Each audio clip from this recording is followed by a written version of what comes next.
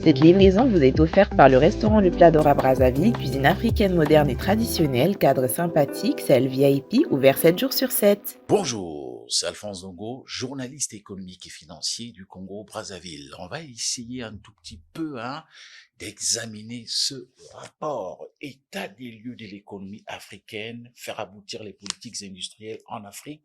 C'est un rapport du mois d'avril 2026 qui vient d'être commis par la Banque mondiale. C'est très important, vous allez y découvrir dedans nos réserves de change, quels sont les 10 pays qui ont plus, n'est-ce pas, de réserves de change en termes de mois d'importation. Vous allez le découvrir. Quels sont ceux qui en ont moins? Quels sont les pays qui ont aussi, si vous voulez, qui sont les plus endettés en Afrique? Je vais vous proposer, n'est-ce pas, le top 10 selon le classement de la Banque mondiale. Quels sont les pays qui sont les moins endettés?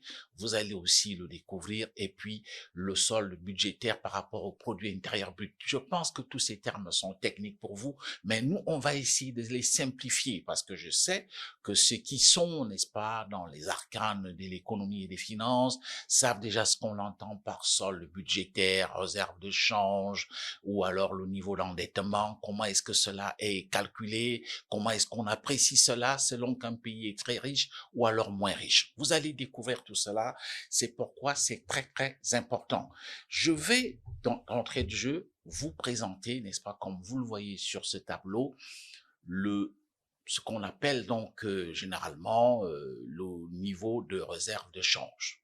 D'abord, je vous explique c'est quoi les réserves de change, parce que ce mot est souvent utilisé et ceux qui sont, n'est-ce pas, comme je le disais tantôt, dans les sciences économiques ou les finances ou la gestion, comprennent bien lorsqu'on parle de réserve de change. C'est quoi? Eh bien, les réserves de change, c'est tout simplement, si vous voulez, de la monnaie qui est gardée par la banque centrale d'un pays. Cet argent est généralement gardé en devises étrangères. Soit c'est le dollar, puisque le dollar, comme vous le savez, c'est la monnaie de référence sur le plan international en termes d'échange. C'est-à-dire quoi? Lorsqu'on veut acheter quelque chose dans un autre pays, eh ben, on utilise donc le dollar, qui est donc le moyen ou alors la monnaie de référence au niveau des échanges ou alors du commerce international. Et les Européens se sont rendus compte que le dollar était quasiment la seule monnaie, les Européens, dans le cadre de leur union économique, n'est-ce pas, chez eux, ont aussi donc créé leur monnaie qu'on appelle l'euro. C'est-à-dire que tous les pays ont accepté ne plus avoir d'un côté le franc français, de l'autre ce qu'on appelait le Dutch mark ou alors le franc belge. Eh ben, tous ces pays se sont réunis et ont accepté créer une monnaie qu'on appelle l'euro, tout simplement parce qu'il fallait aussi que cette monnaie puisse faire concurrence au dollar, qui était quand même dans une position confortable. Donc, les banques centrales, chaque banque centrale essaie de garder de l'argent en devise, soit en euros, soit en dollars, soit en or. Bon, généralement, beaucoup d'États ne le font pas, mais il y en a qui le font. Des pays comme le Rwanda, par exemple, font tout pour stocker le maximum d'or au niveau de la banque centrale. Un pays aussi comme la Russie l'a fait avant la guerre contre, n'est-ce pas, l'Ukraine. C'est ce qui a d'ailleurs permis au rouble, n'est-ce pas, russe d'être confortable et de permettre à ce pays de tenir même dans les moments les plus difficiles. Alors, pour revenir donc en ce qui concerne les réserves de change, c'est donc ces réserves de change qui permettent, n'est-ce pas, de commercer avec un autre pays. Pour faire simple, vous êtes au Congo, Brazzaville, et vous voulez aller acheter de la marchandise en Turquie, en France ou en Chine. Eh bien, vous ne partirez pas avec le franc CFA. Vous prendrez donc votre franc CFA, vous allez le convertir soit en dollars, soit, n'est-ce pas, en euros. Et c'est ce qui vous permet d'arriver sur le marché du pays avec lequel vous voulez mener des transactions commerciales. Vous changez maintenant cette fois-ci vos devises en monnaie locale. Si c'est par exemple en Chine, ce sera le yuan. Et vous changez donc cet argent, ce qui vous permet éventuellement de faire vos transactions commerciales. Donc, les réserves de change sont quelque chose de très important. Et chaque, n'est-ce pas, pays ou alors chaque banque centrale définit à peu près quel est le nombre de mois en termes de réserves de change qui vous permet de mener les importations. Alors, par exemple, au niveau de la Banque des États de l'Afrique centrale, c'est-à-dire la BEAC, il faudrait que nous ayons des réserves d'échange confortables qui se situent normalement au-delà de 5 mois d'importation. C'est-à-dire, si nous en avons 4, c'est pas vraiment grave. Si nous en avons 5, c'est pas aussi grave. C'est peut-être bien. Et si nous en avons plus, c'est meilleur. Donc, chaque pays, chaque banque centrale définit un peu, n'est-ce pas, ces normes-là. Donc, nous, au niveau de la zone, par exemple, CEMAC ou la zone UEMOA, c'est-à-dire la zone, si vous voulez, les zones francs CFA, il faudrait que ça soit au moins de 5 mois. Alors, en ce qui concerne les 6 États, par exemple, de la CEMAC, nous en sommes à pratiquement 3 mois et poussière. C'est pas vraiment important. Mais vous allez vous rendre compte puisque nous allons vous présenter la situation de tous les pays. On va d'abord partir dans un cadre tout à fait plus large en parlant de tous les pays de l'Afrique. Nous allons aussi vous présenter ici les pays de la zone CEMAC, c'est-à-dire Communauté économique et monétaire des États d'Afrique centrale, et puis la zone UEMOA. Commençons donc au niveau un peu plus large, c'est-à-dire au niveau de l'Afrique. Voici le top 10, comme vous le voyez sur ce tableau, des pays qui ont, n'est-ce pas, des réserves de change, on peut dire quand même assez confortables en termes de mois d'importation, notamment tel que cela a été publié dans ce rapport de la Banque mondiale 2026. Vous avez donc le premier pays dans le top 10, le pays qui détient vraiment si vous voulez, un matelas d'assurance en termes d'importation, c'est l'île Maurice qui a 13 mois d'importation. L'île Maurice. Le deuxième pays, c'est les Comores. Donc, les Comores qui ont 8,4% en termes de mois d'importation. Vous avez le troisième pays, c'est le Nigeria avec 8,1%. Le quatrième pays, c'est l'Angola et Cabo Verde, c'est-à-dire le Cap-Vert, si vous voulez que je traduise en français. Ils aiment plus qu'on dise Cap-Vert, ils veulent qu'on dise Cabo Verde. Donc, c'est, s'il vous plaît, 7,1% pour les deux pays lusophones. Le Cameroun est cinquième avec 6,8% en termes de mois d'importation. L'Afrique du Sud suit 6,7%, le Lesotho 4,4%, huitième la Guinée-Bissau 6,1%, neuvième c'est le Tchad 6%, quand même étonnant, le Tchad qui est, n'est-ce pas, le deuxième pays qui détient le plus de réserves de change, n'est-ce pas, au niveau du Trésor français avec 6 mois d'importation, c'est donc le Tchad.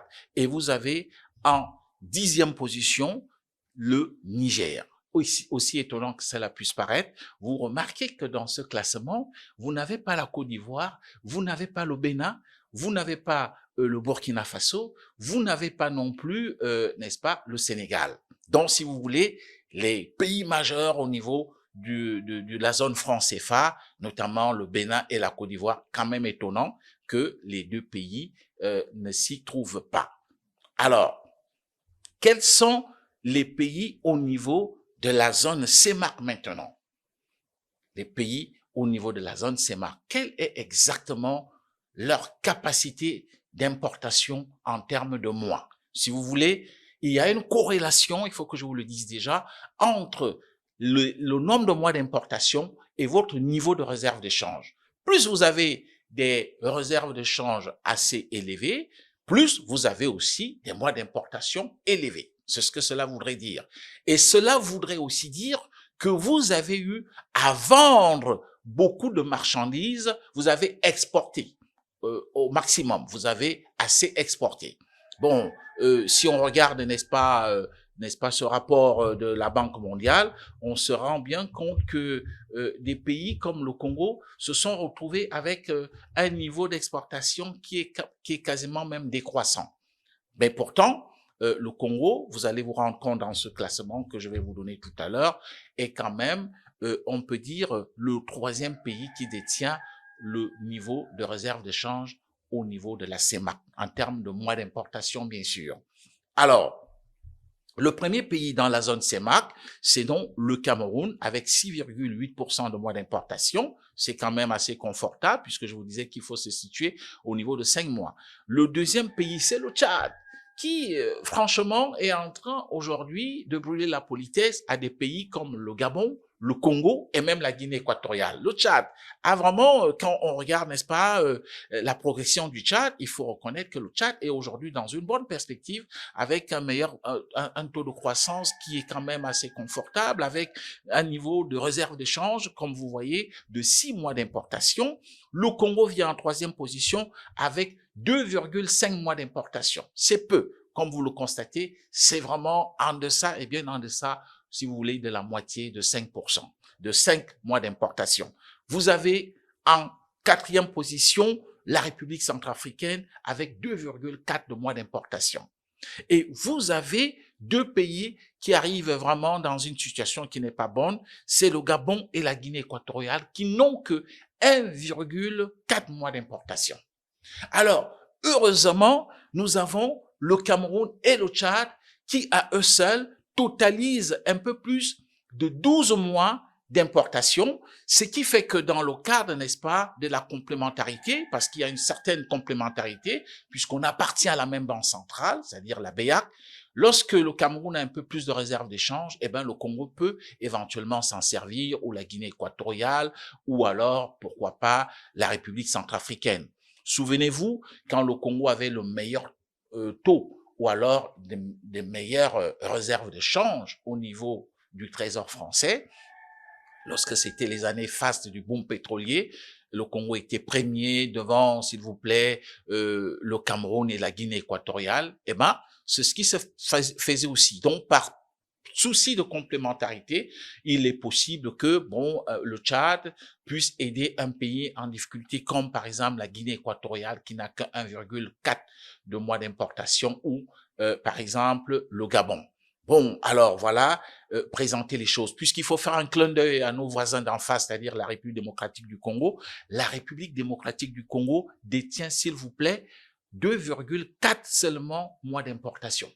C'est-à-dire que il n'y a pas assez de devises confortables au niveau de la Banque centrale de la République démocratique du Congo, qui n'a donc que, en termes de devises, une possibilité d'assurer les importations pour seulement 2,4 mois d'importation, si vous voulez, dans la même tendance que le Congo Brazzaville, c'est-à-dire au niveau de la rive droite ici. Et lorsqu'on fait un tout petit peu une sommation, puisqu'on a essayé de faire ce jeu de calcul, vous constaterez que si on fait le nombre de mois d'importation du Cameroun plus le nombre de mois d'importation du Tchad, du Gabon, de la République centrafricaine, du Gabon et de la Guinée équatoriale, on se situe exactement à 20,5 mois d'importation. Enfin, ça ne veut pas dire que c'est ça, mais ça voudrait dire qu'on divise cela par le nombre de pays, 6 pays. On est donc à 3,41 mois d'importation en ce qui concerne les 6 États de la communauté économique des États de l'Afrique centrale. Et c'est pourquoi, au niveau du Fonds monétaire international, on s'en inquiète un tout petit peu. Vous avez vu le sommet qui s'est passé ici à Brazzaville, parce qu'il s'agit tout simplement de tirer la sonnette d'alarme pour qu'il y ait vraiment de véritables réformes. Et il faut des réformes, notamment, comme vous le voyez, le Gabon est déjà aujourd'hui engagé avec le Fonds monétaire international dans le cadre d'un programme de relance économique. Il en est de même de la Guinée équatoriale qui tarde un tout petit peu, mais qui doit se mettre, n'est-ce pas, en ordre de bataille. Et bref, tous les autres pays, parce que nous appartenons à une seule banque et nous devons donc agir de manière concomitante pour qu'il y ait plus d'efficacité. Et je vais vous présenter toujours dans le cadre, n'est-ce pas, de ce programme, de cela, je vous présente ici les réserves de change, par exemple, de la zone UEMOA. pour que nous fassions une petite comparaison. La zone UEMOA, comme vous le savez, c'est 8 pays. Et parmi les 8 pays, vous allez vous étonner, hein, vous allez vous rendre compte qu'il y a des pays qui se trouvent quand même dans une situation désastreuse, et peut-être encore pire que ceux de l'Afrique centrale. Alors allons-y, comme vous le voyez sur ce tableau, vous avez par exemple le premier pays qui détient plus de réserves de change en termes de mois d'importation, c'est la Guinée-Bissau, c'est-à-dire un pays lusophone, qui n'est pas vraiment, en termes, n'est-ce pas, de présentation économique comme étant le meilleur exemple dans la zone. Mais c'est le pays qui détient plus de réserves d'échange avec 6,1% de mois d'importation. Vous avez le Niger, un pays qui est en proie à l'insécurité, mais on le sait, qui est quand même aujourd'hui dopé par l'exploitation du pétrole, par des majors, n'est-ce pas, chinois. Eh ben, le Niger se trouve aujourd'hui à 5,9% de mois d'importation. Le Sénégal est à 4,4 mois d'importation. La Côte d'Ivoire, la première puissance économique de la zone, n'a que 3,5 mois d'importation. Le Burkina Faso, elle se retrouve donc à 2,5 mois d'importation. Le Mali, 1,5% de mois d'importation. Le Togo, 4,1, s'il vous plaît, 4 mois d'importation. Et alors, étonnant, le Bénin dernier, s'il vous plaît. C'est-à-dire là où vient d'être élu le jeune et pétillant, intelligent ministre Ouadani, qui va désormais présider aux destinées du Bénin, vous le savez très bien, économiste dont on ne peut vraiment pas dont on ne peut pas parler de manière négative, et puis qui a quand même apporté de véritables réformes. Mais le Bénin est dernier, s'il vous plaît, avec seulement 1 mois d'importation. Bon, heureusement, là aussi, hein, on joue de la même façon que dans la zone CEMAC, c'est-à-dire que si le Bénin n'a pas assez de réserves d'échange, il peut davantage compter sur la Guinée-Bissau qui en a 6,1 mois d'importation, ou sur le Niger qui en a 5,9 mois d'importation, puisque je vous dis, c'est une banque commune. Notamment, c'est la BCAO, c'est-à-dire la Banque centrale des États de l'Afrique de l'Ouest, donc qui compte 8 États, et donc on peut facilement jouer sur ce mécanisme, ce qui peut faire que, bon, le Bénin ne sombre pas. Mais sur le plan réel, le Bénin n'a qu'un mois d'importation. Et lorsqu'on fait la sommation de tout ça, on est à 26,3 mois d'importation pour l'ensemble des 8 États. Mais lorsqu'on fait donc le calcul, on se rend compte que la zone se trouve quand même à 4,38 mois d'importation, contrairement à la zone CEMAC qui se situe à moins de 4 mois d'importation. Donc voilà comment est-ce que on peut interpréter cela. Et je vous prie de regarder maintenant ce tableau devant vous qui retrace donc le top 10 des pays les plus endettés. D'un côté, on va vous présenter de manière générale en Afrique, et nous allons aussi faire, n'est-ce pas, une certaine distinction en regardant ce que vaut notre zone, c'est-à-dire la zone CEMAC. Allons-y en termes de niveau d'endettement. Il y a quand même quelques précisions à vous apporter. Selon que vous êtes dans la zone CEMAC ou dans la zone UEMOA, on dit le niveau d'endettement ne doit pas dépasser 70% de votre PIB. Je vous ai déjà expliqué au cours des récents podcasts que le PIB n'est autre que l'ensemble des richesses qui sont produites dans un pays par les nationaux et les étrangers qui y résident. Donc, quand on fait la sommation de ces richesses, c'est ce qu'on qualifie par PIB. Donc, lorsque vous êtes endetté, il ne faut pas que votre niveau de dette dépasse les 70% de votre PIB, c'est-à-dire de l'ensemble de vos richesses. Parce que si ça dépasse, cela signifie que vous courez maintenant vers ce qu'on peut appeler une espèce d'asphyxie économique ou une asphyxie financière.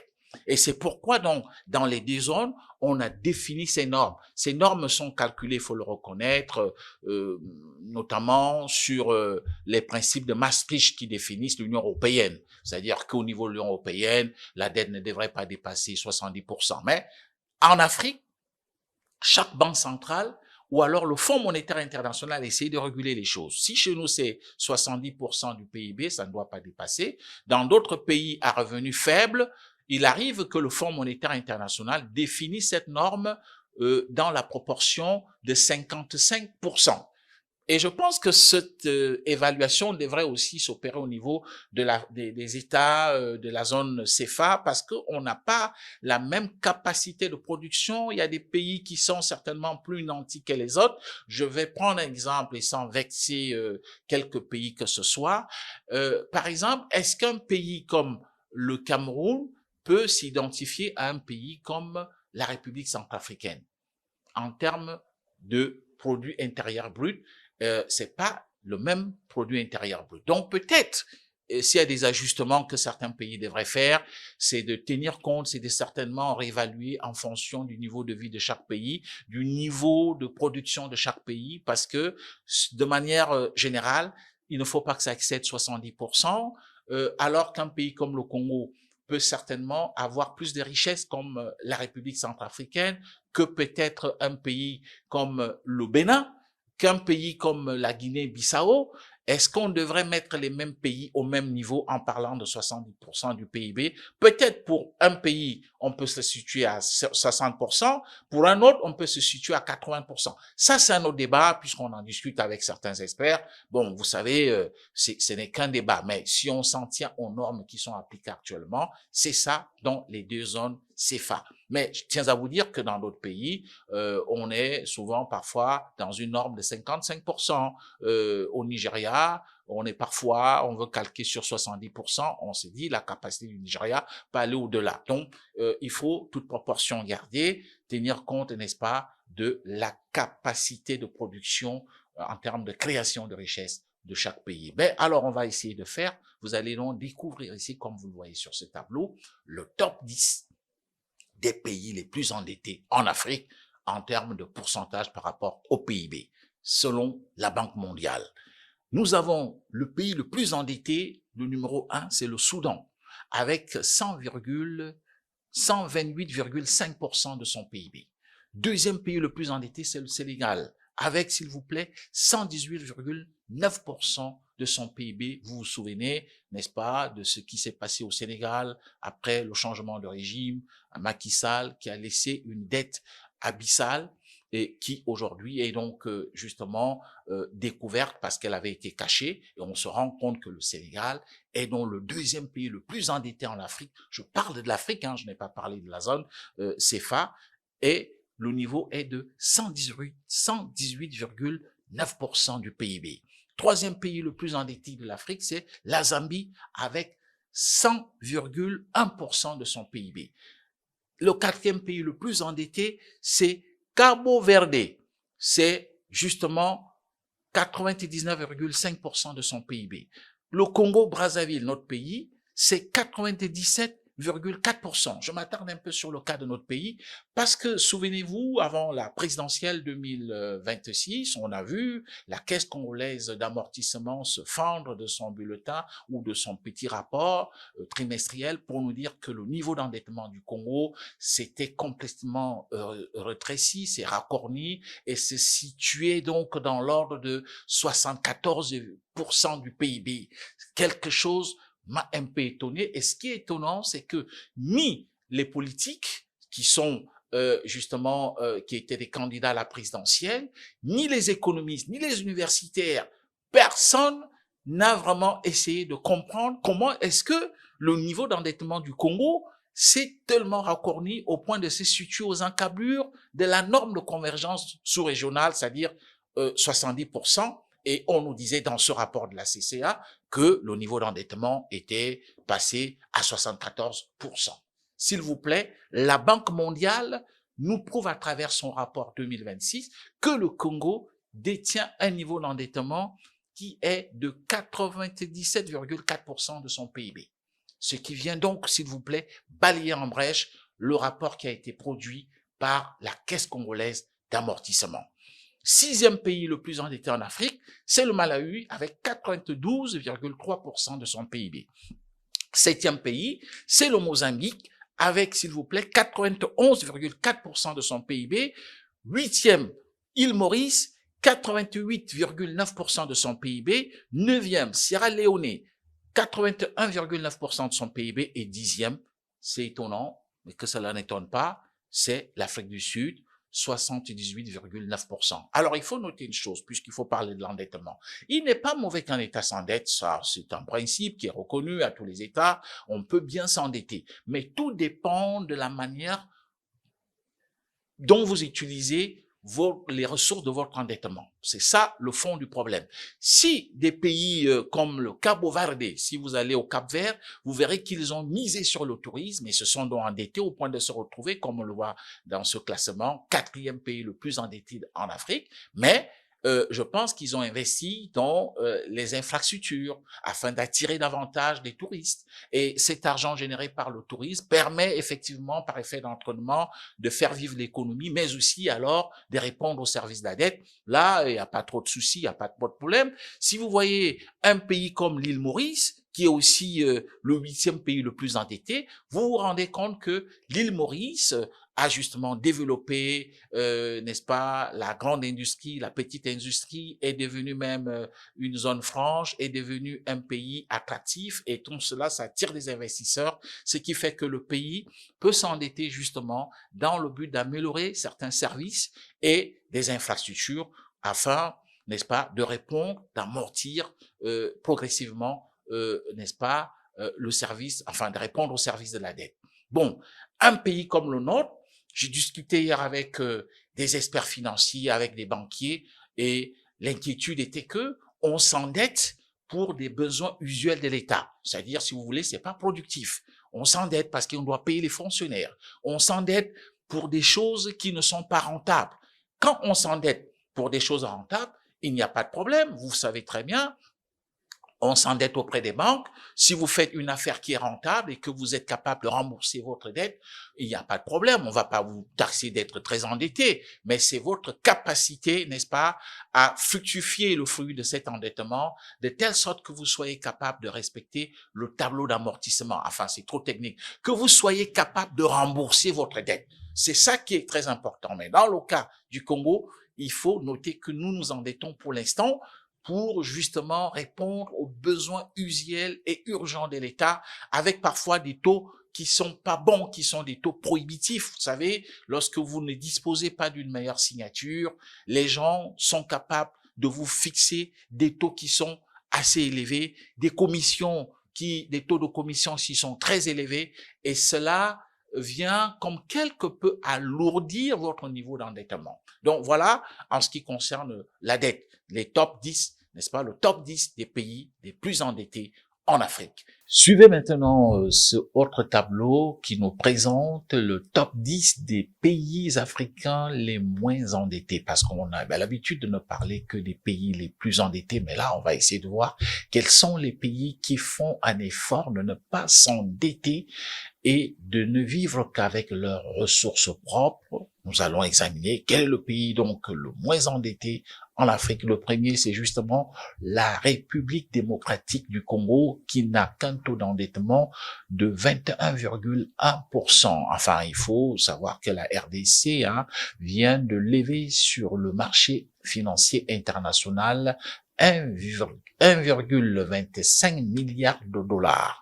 Ce qui signifie que si on actualise cela, peut-être que le niveau d'endettement de la RDC s'est quelque peu donc certainement déplacé de 21 certainement à plus de 21,1%. Mais cela se comprend. Il faut noter que la RDC est un pays qui est resté quand même assez résilient. À tout seigneur, tout honneur, le président Joseph Kabila avait laissé un niveau d'endettement tout à fait attractif, un niveau d'endettement très faible. Félix Tshisekedi non plus n'est pas allé sur le marché financier international, a réussi à mobiliser des fonds internes pour pouvoir donc faire face aux charges incompressibles de l'État, mais aussi pour financer les élections. Une bonne perspective qui permet aujourd'hui à ces pays d'être quand même assez attractif. Lorsque vous faites un tour à Kinshasa, vous vous rendez compte que des investisseurs se bousculent, n'est-ce pas, à l'aéroport de Njili ou en passant par le débarcadère de Brazzaville. Et vous avez là Chinois, Indiens, Pakistanais, des Turcs, des Français, des Américains. Bon, vraiment le pays attractif, un coup d'œil notamment au centre administratif de Gombe ou un peu au-delà, vous verrez qu'il y a des immeubles qui fleurissent, il y a vraiment des investissements qui s'y effectuent, le pays devient de plus en plus attractif et sa signature est respectée à preuve. Ils ont pu donc lever 1,25 milliard de dollars, n'est-ce pas, sur le marché financier international. Un eurobond qui va justement donc renforcer la capacité de ce pays à se lancer, à se projeter vers l'avant. Et certainement pour des pays environnants qui justement qui sont tout autour de la RDC et surtout pour le nôtre, le Congo-Brazzaville, c'est-à-dire le pays qui est sur la rive droite.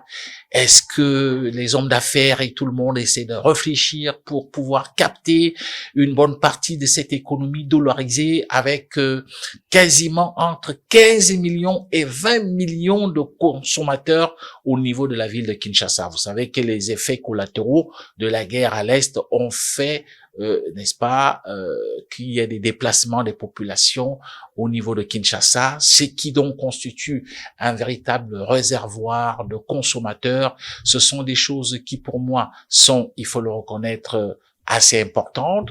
À nos autorités aussi du Congo de ce côté-ci, notamment à Brazzaville, de savoir qu'est-ce qu'il y a comme attractivité à offrir, n'est-ce pas, à nos voisins d'en face pour qu'on capte quand même, pourquoi pas, cette économie dollarisée. Nous avons des infrastructures, par exemple, aéroportuaires, notamment Pointe-Noire et Brazzaville, qui sont placés comme les meilleurs en Afrique centrale maintenant, mais est-ce que nous avons des coûts assez attractifs en termes, n'est-ce pas, du coût de billet d'avion pour faire que, au lieu que ces investisseurs passent par Kinshasa, par Djili, qu'ils préfèrent plutôt passer par Brazzaville, avec ce que cela peut comporter comme une autre petite économie au niveau des hôtels, de la restauration, bref, des coûts de passage par Brazzaville, par l'aéroport Maya. Ce sont des choses qu'il faut explorer, mais ce qu'on constate, c'est que la RDC aujourd'hui soigne sa signature et se trouve dans une position assez confortable. Et le deuxième pays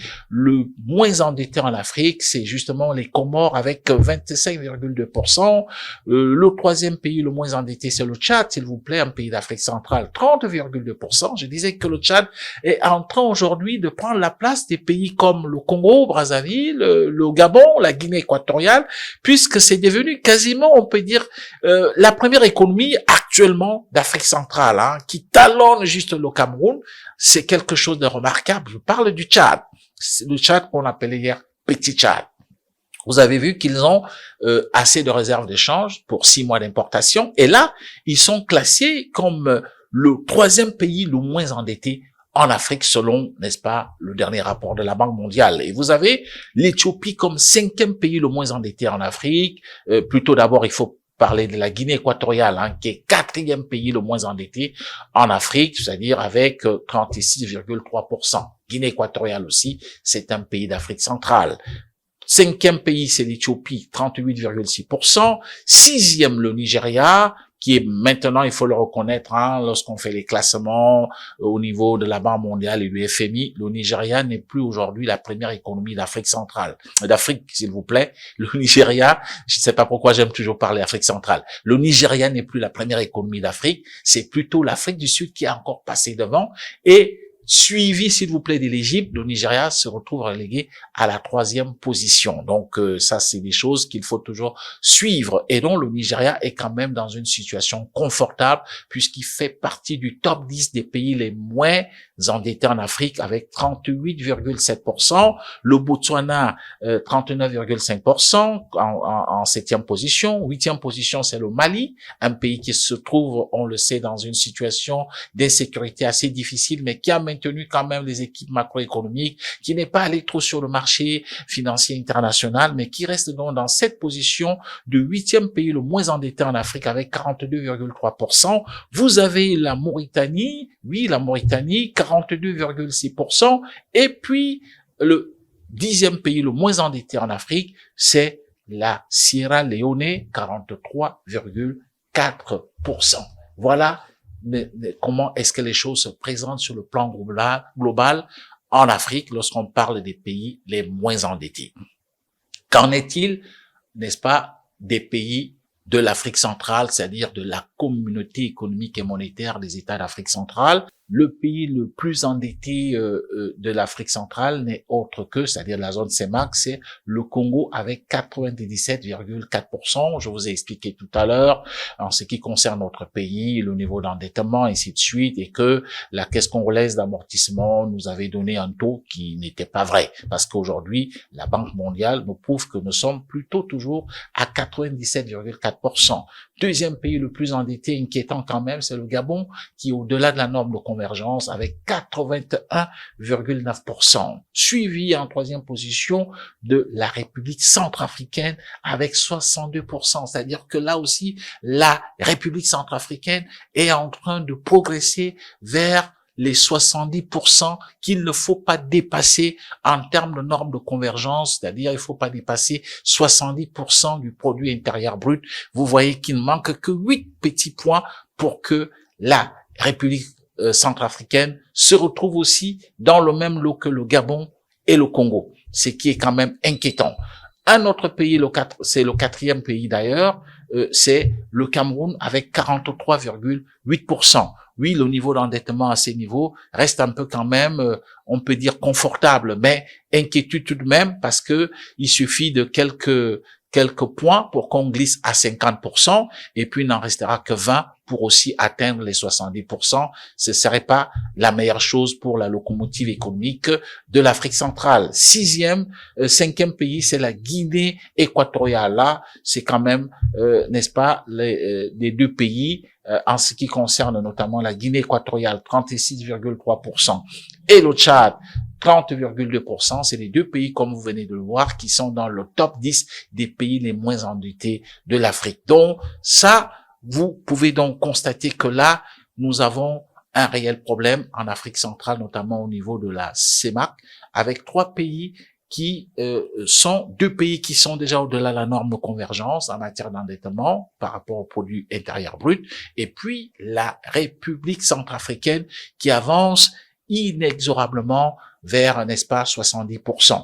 Ce qui fait que les grandes réformes s'imposent dans notre pays ou dans notre espace communautaire pour que nous ne soyons pas exposés, s'il vous plaît, à une dévaluation, c'est-à-dire, si vous voulez, à un relèvement, enfin, à une dépréciation de notre franc, de notre monnaie par rapport à l'euro, puisque notre monnaie, comme vous le savez, est adossée à l'euro.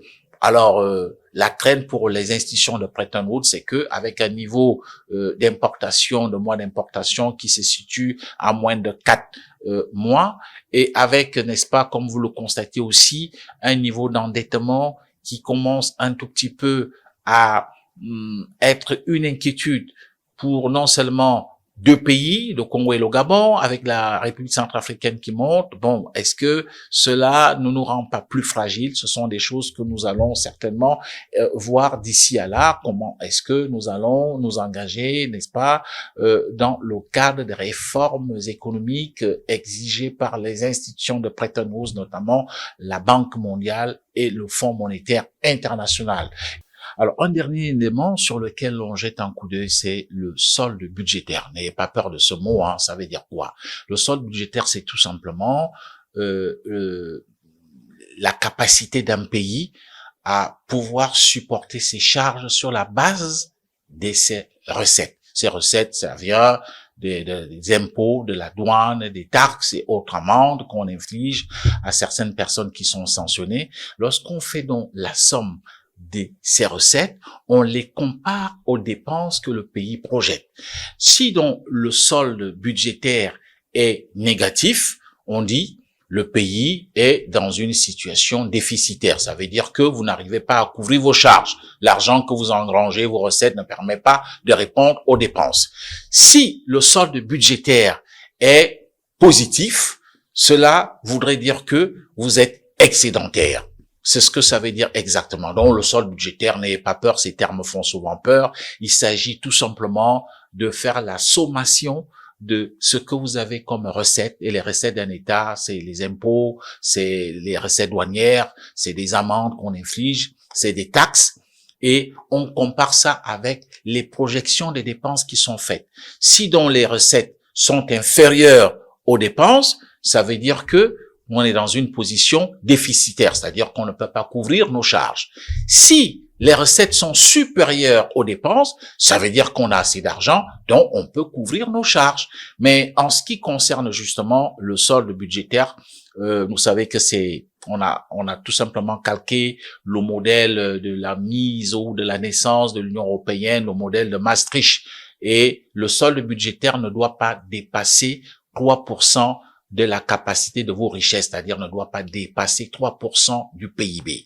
Et en ce qui concerne justement ce solde budgétaire, lorsqu'on jette un coup d'œil sur ce programme, sur ce rapport du fonds plutôt de la Banque mondiale, on se rend bien compte que tous les pays, presque tous les pays, ont un solde budgétaire négatif. Il n'y en a aucun. C'est-à-dire qu'il s'agisse des pays de la zone franc ou des pays, n'est-ce pas, qui ont leur propre monnaie. Mais seulement 3 pays échappent un tout petit peu à cette logique. Vous verrez très bien que le Lesotho a un solde budgétaire positif qui est de 3%. Vous avez Cabo Verde, c'est-à-dire Cap-Vert. Comme ça, qui préfèrent, on les appelle aujourd'hui Cabo Verde. Ils sont à 1% du PIB. Et vous avez, s'il vous plaît, un dernier pays, et ce qui m'a étonné, c'est le Congo, notre pays, qui a 0,6%. Cela voudrait dire, si je m'en tiens, n'est-ce pas, à ce rapport, cela voudrait dire que le Congo a effectivement un budget excédentaire. Ça veut dire que les recettes sont plus importantes que les dépenses. Il se pose quand même un problème. J'ai discuté l'autre jour avec un expert en matière de budget qui me faisait croire que notre budget n'est pas réaliste. Il me disait qu'il est faux. Ce budget n'est pas vraiment réel. Il me projetait même, n'est-ce pas, me disait, qu'Alphonse, tu ne peux pas plaider pour que, au niveau de l'establishment gouvernemental, qu'on puisse y nommer un ministre délégué chargé du budget, un spécialiste, quelqu'un qui sait bien faire le budget parce que ce budget est faux. Parce que justement, la Banque mondiale tient compte des données qui sont justement envoyées par les États. Et si notre budget est réaliste, je pense qu'il n'y a pas de problème. Mais ici, je lis que nous sommes dans un solde budgétaire qui est de 0,6%. Cela voudrait dire qu'on n'a pas de souci de financement, c'est-à-dire que notre budget est excédentaire, nous avons assez de recettes, les recettes sont au-delà des dépenses. Est-ce que cela est vraiment vrai lorsque nous observons la manière dont l'État est obligé de vivre, d'aller tout le temps, n'est-ce pas, sur le marché des titres publics de la Banque centrale, de s'adresser aux banques dans le cadre de ce qu'on appelle prêts interbancaires pour faire face aux besoins urgents de trésorerie, notamment payer les fonctionnaires.